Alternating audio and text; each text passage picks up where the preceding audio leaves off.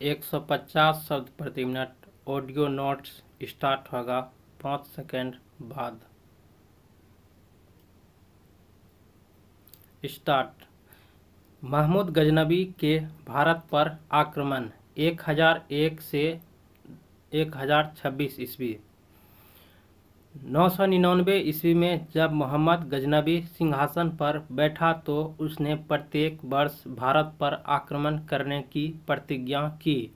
उसने भारत पर कितनी बार आक्रमण किया यह स्पष्ट नहीं है, किंतु सर हेनरी इलियट ने महमूद गजनबी के 17 आक्रमणों का वर्णन किया है।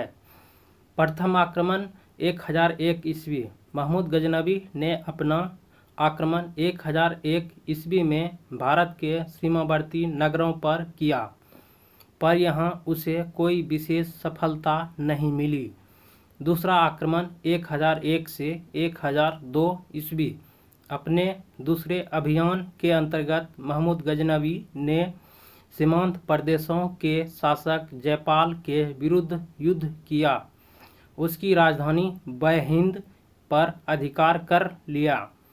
जयपाल इस पराजय के अपमान को सहन नहीं कर सका और आग में जलकर आत्महत्या कर लिया।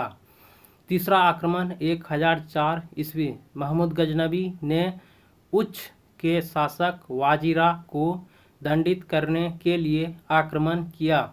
महमूद के भय के कारण वाजिरा सिंधु नदी के किनारे जंगल में शरण लेने को भागा और अंत में उसने आत्महत्या कर ली। चौथा आक्रमण 1005 ईस्वी। 1005 ईस्वी में महमूद गजनबी ने मुल्तान के शासक दाऊद के विरुद्ध मार्च किया। इस आक्रमण के दौरान उसने भटिंडा के शासक आनंदपाल को पराजित किया और बाद में दाऊद को पराजित कर उसे अपनी अधीनता स्वीकार करने के लिए बाध्य कर दिया। पांचवा आक्रमण 1007 ईस्वी। पंजाब में ओहिंद पर महमूद गजनबी ने जयपाल के पौत्र सुखपाल को नियुक्त किया था। सुखपाल ने इस्लाम धर्म ग्रहण कर लिया था और उसे नौसा शाह कहा जाने लगा था। 1007 ईस्वी में सुखपाल ने अपनी स्वतंत्रता की घोषणा कर दी थी।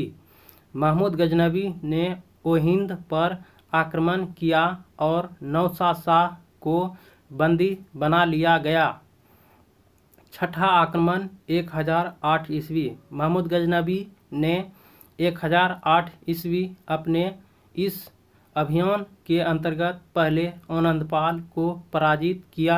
बाद में उसने इसी वर्ष कांगड़ी पहाड़ी में स्थित नागरकोट पर आक्रमण किया। इस आक्रमण में महमूद को अपार धन की प्राप्ति हुई। सातवां आक्रमण। इस आक्रमण के अंतर्गत महमूद गजनबी ने अलवर राजा के नारायणपुर पर विजय प्राप्त की। आठवां आक्रमण 1010 ईस्वी। महमूद गजनबी का आठवां आक्रमण मुल्तान पर था। वहां के शासक दाऊद को पराजित कर उसे मुल्तान के शासन को सदा के लिए अपने अधीन कर लिया। नौवां आक्रमण 1013 ईस्वी। अपने नवे अभियान के अंतर्गत महमूद गजनबी ने थानेश्वर पर आक्रमण किया। 10वां आक्रमण 1013 ईस्वी। महमूद गजनबी ने अपना 10वां आक्रमण नंद शाह पर किया। हिंदू शाही शासक आनंदपाल ने नंद शाह को अपनी नई राजधानी बनाया था। वहां का शासक त्रिलोचनपाल था। त्रिलोचनपाल वहां से भागकर कश्मीर में शरण लिया। तुर्कों ने नंद शाह में लूटपाट की। 11वां आक्रमण 1015 ईस्वी। महमूद का यह आक्रमण त्रिलोचन के पुत्र भीमपाल के विरुद्ध था, जो कश्मीर पर शासन कर रहा था। युद्ध में भीमपाल पराजित हुआ। 12वां आक्रमण। अपने 12वें अभियान में महमूद गजनबी ने कन्नौज पर आक्रमण किया उसने बुलंदशहर के शासक हरदत्त को पराजित किया। उसने महाबन के शासक बुलाचंद पर भी आक्रमण किया। 1019 ईस्वी में उसने पुनः कन्नौज पर आक्रमण किया। वहाँ के शासक राज्यपाल ने बिना युद्ध किए ही आत्मसमर्पण कर दिया।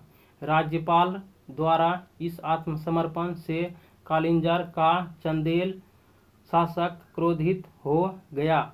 उसने ग्वालियर के शासक के साथ संधि कर कन्नौज पर आक्रमण कर दिया और राज्यपाल को मार डाला।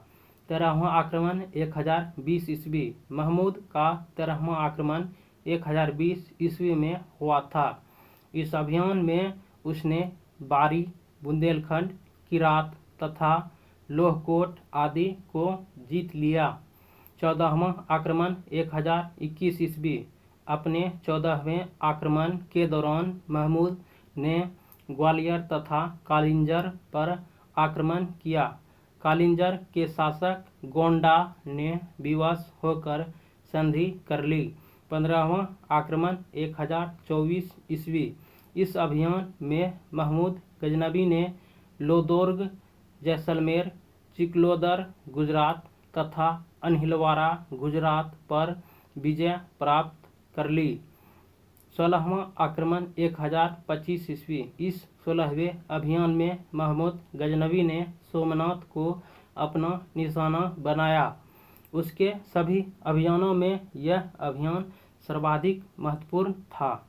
सोमनाथ पर विजय प्राप्त करने के बाद उसने वहां के शासक प्रसिद्ध मंदिर को तोड़ दिया था तथा अपार धन प्राप्त किया। वह मंदिर गुजरात में समुद्र तट पर स्थित अपनी अपार संपत्ति के लिए प्रसिद्ध था। इस मंदिर को लूटते समय महमूद ने लगभग 50,000 ब्राह्मणों एवं हिंदुओं का कत्ल कर दिया था। पंजाब के बाहर किया गया महमूद का यह अंतिम आक्रमण था। 17वां आक्रमण। यह महमूद गजनबी का अंतिम आक्रमण था। यह आक्रमण सिंध और मुल्तान के तटवर्ती क्षेत्रों के जाटों के विरुद्ध था। इसमें जाट पराजित हुए। महमूद के भारतीय आक्रमण का वास्तविक उद्देश्य धन की प्राप्ति था। वह एक मूर्तिभंजक आक्रमणकारी था। महमूद की सेना में संवेद राय एवं तिलक जैसे हिंदू उच्च पदों पर आसीन व्यक्ति थे। महमूद के भारत आक्रमण के समय उसके साथ प्रसिद्ध इतिहासविद, गणितज्ञ, भूगोलवेत्ता, खगोल एवं दर्शनशास्त्र का ज्ञाता तथा किताबुल हिंद का लेखक अल-बरूनी भारत आया। अल-बरूनी महमूद का दरबारी कवि था। तहकीक-ए-हिंद पुस्तक में उसने भारत का विवरण लिखा है। इसके अतिरिक्त इतिहासकार कुतुबी तारीख-ए-सुवक्तगीन का लेखक बैहाकी भी है। उसके साथ आए बैहाकी को इतिहासकार लेनपुल ने पूर्वी पेप्स की उपाधि प्रदान की है। शाहनामा के लेखक फिरदौसी, फारस का कवि जारी, खुरासानी विद्वान तुसी, महान शिक्षक और विद्वान उनसुरी, विद्वान असजदी और फारूखी आदि दरबारी कवि थे। मोहम्मद गौरी एवं भारत पर आक्रमण। शिहाबुद्दीन उर्फ मुइजुद्दीन मोहम्मद गौरी ने भारत पर तुर्क राज की स्थापना की। गजनी और हेरात के मध्य स्थित छोटा पहाड़ी प्रदेश गौर पहले महमूद गजनबी के कब्जे में था। गौर में सन्सबनी वंश सबसे प्रधान वंश था। मोहम्मद गौरी ने भी भारत पर अनेक आक्रमण किए। उसने प्रथम आक्रमण 1175 ईस्वी में मुल्तान के विरुद्ध किया। एक दूसरे आक्रमण के अंतर्गत गौरी ने 1178 ईस्वी में गुजरात पर आक्रमण किया। यहाँ पर सोलंकी वंश का शासन था। इसी वंश के भीमद्वितीय ने महमूद गौरी को आबू पर्वत के समीप परास्त किया। संभवतः यह मोहम्मद गौरी की प्रथम भारतीय पराजय थी। इसके बाद 1179 से 86 ईस्वी के बीच उसने पंजाब पर आक्रमण कर विजय प्राप्त की। 1179 ईस्वी में उसने पेशावर को तथा 1185 ईस्वी में सियालकोट को जीता। 1191 ईस्वी में पृथ्वीराज चौहान के साथ गौरी की भिड़ंत तराइन के मैदान में हुई। इस युद्ध में गौरी बुरी तरह परास्त हुआ। इस युद्ध को तराइन का प्रथम युद्ध कहा गया है। तराइन का द्वितीय युद्ध 1192 ईस्वी में तराइन के मैदान में हुआ, पर वह युद्ध का परिणाम मोहम्मद गौरी के पक्ष में रहा तथा इसके उपरांत पृथ्वीराज चौहान की हत्या कर दी गई। 1194 ईस्वी में प्रसिद्ध चंदावर का युद्ध मोहम्मद गौरी एवं राजपूत नरेश जयचंद्र के बीच लड़ा गया। जयचंद्र की पराजय के उपरांत उसकी हत्या कर दी गई। जयचंद्र को पराजित करने के उपरांत मोहम्मद गौरी अपने विजित प्रदेशों की जिम्मेदारी कुतुबुद्दीन ऐबक को सौंपकर वापस गजनी चला गया। मोहम्मद गौरी को भारतीय विजयों तथा नवस्थापित तुर्की राज्य का प्रत्यक्ष विवरण मिनहाज की रचना तबकात ए नासिरी में मिलता है। ऐबक ने अपनी महत्वपूर्ण विजय के अंतर्गत 1194 ईस्वी में अजमेर को जीतकर यहाँ पर स्थित जैन मंदिर एवं संस्कृत विश्वविद्यालय को नष्ट कर उनके मलबे पर क्रमशः कुब्बत उल इस्लाम एवं 2.5 दिन के झोपड़े का निर्माण करवाया।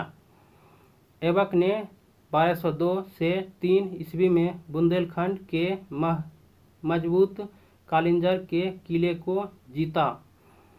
ऐबक ने 1202 से 3 ईस्वी में बुंदेलखंड के कालिंजर के किले को जीता। 1197 से 1205 ईस्वी के मध्य ऐबक ने बंगाल एवं बिहार पर आक्रमण कर उदंडपुर, बिहार, विक्रमशिला एवं नालंदा विश्वविद्यालय पर अधिकार कर लिया। 1205 ईस्वी में मोहम्मद गौरी पुनः भारत आया और इस बार उसका मुकाबला खोखरों से हुआ। उसने खोखरों को पराजित कर उनका बुरी तरह कत्ल किया। इस विजय के बाद मोहम्मद गौरी जब वापस गजनी जा रहा था तो मार्ग में 13 मार्च 1206 को उसकी हत्या कर दी गई। अंततः उसके शव को गजनी ले जाकर दफनाया गया। गौरी की मृत्यु के बाद उसने गुलाम सरदार कुतुबुद्दीन ऐबक ने 1206 ईस्वी में गुलाम वंश की स्थापना की।